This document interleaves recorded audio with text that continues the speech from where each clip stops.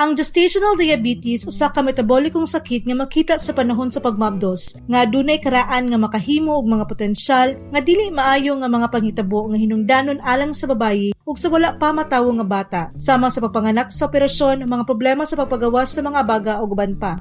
Malikayan ba kini nga mga problema pinaagi sa pagpaubos sa mga sukdanan sa diagnosis sa gestational diabetes?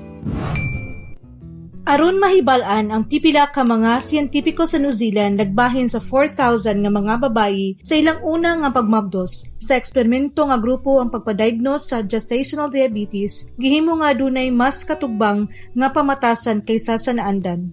Unsa ang mga resulta?